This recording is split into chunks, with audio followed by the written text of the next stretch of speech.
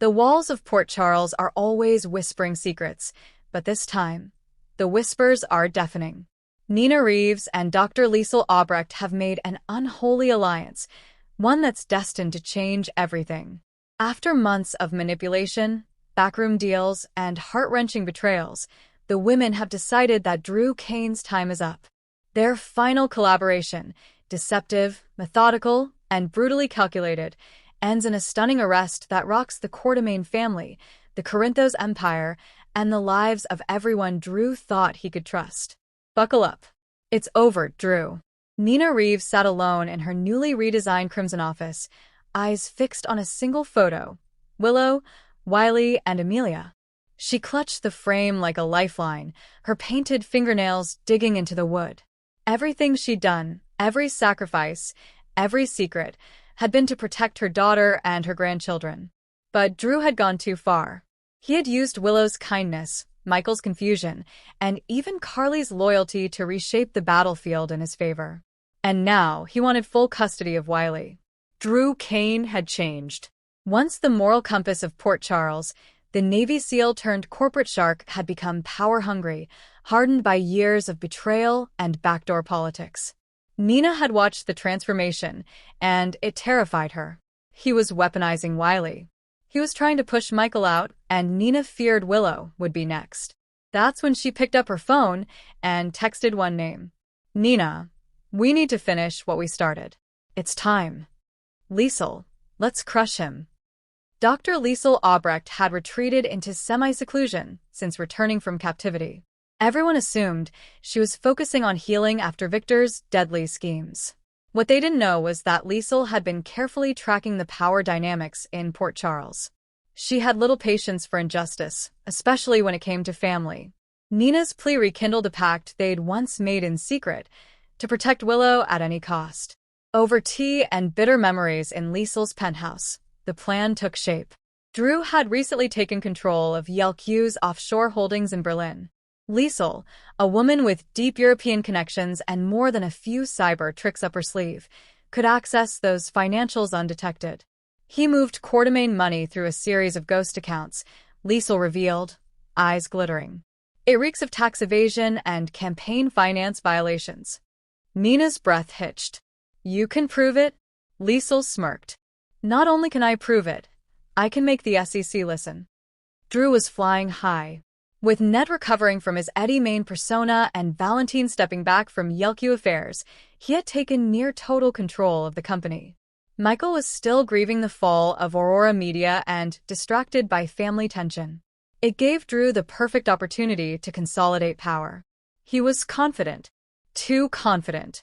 What Drew didn't anticipate was the firestorm about to hit him from two sides, one legal, one emotional. Nina began leaking innocuous stories through Crimson about corporate greed, slowly poisoning public perception. Liesl handed off encrypted files to a former WSB contact turned financial crimes agent. Then they waited. It didn't take long. It was a sunny afternoon on the Metro Court Terrace.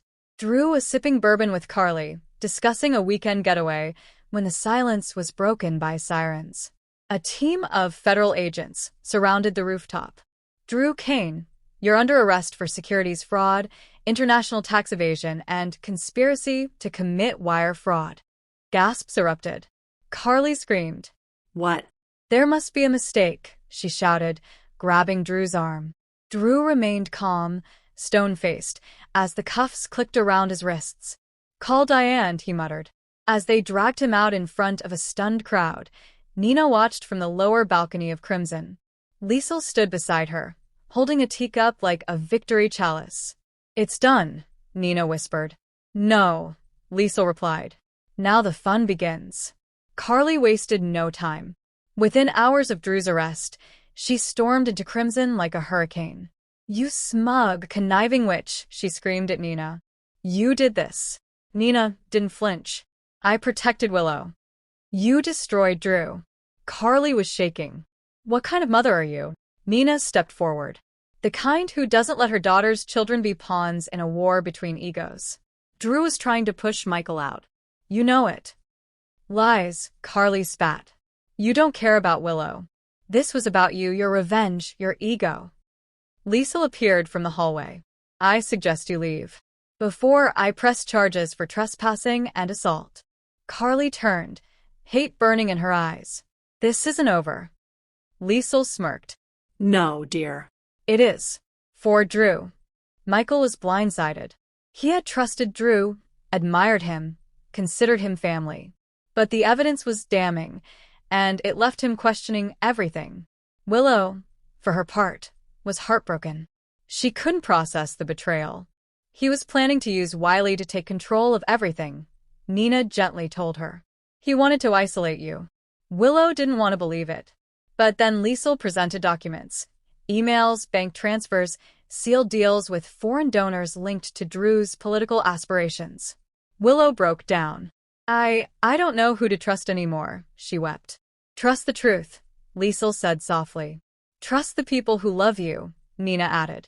Sonny Corinthos had kept his distance from the Drew-Nina-Carly web. But when he learned about Drew's arrest, he demanded answers. You went behind my back, he growled at Nina. I didn't ask for your permission, she replied coolly. This was about my daughter.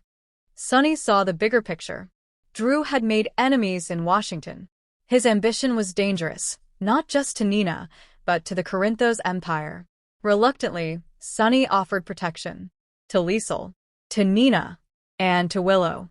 But if you come after Carly again, I won't, Nina said. It's over. In his jail cell, Drew was a different man. Hardened, isolated, betrayed. Diane worked tirelessly, but even she knew the case was airtight.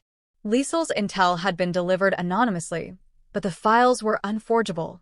During his first hearing, Drew's bail was denied. The judge cited his offshore dealings and flight risk. His only visitor? Scout. Her eyes were wide with fear. Why are you in here, Daddy? Drew's voice cracked. I made some mistakes. When Sam found out, she refused to shield Scout from the truth. She deserves better than a man who used his friends and family. Drew's silence said it all. Though their collaboration had succeeded, cracks began to form. Liesl's conscience began to stir. We didn't have to go this far, she admitted over wine. Yes, we did, Nina replied. He would have destroyed Willow. You don't worry about the soul? Liesl asked. Even mine still has some shards left. Nina looked out the window. You think I sleep well?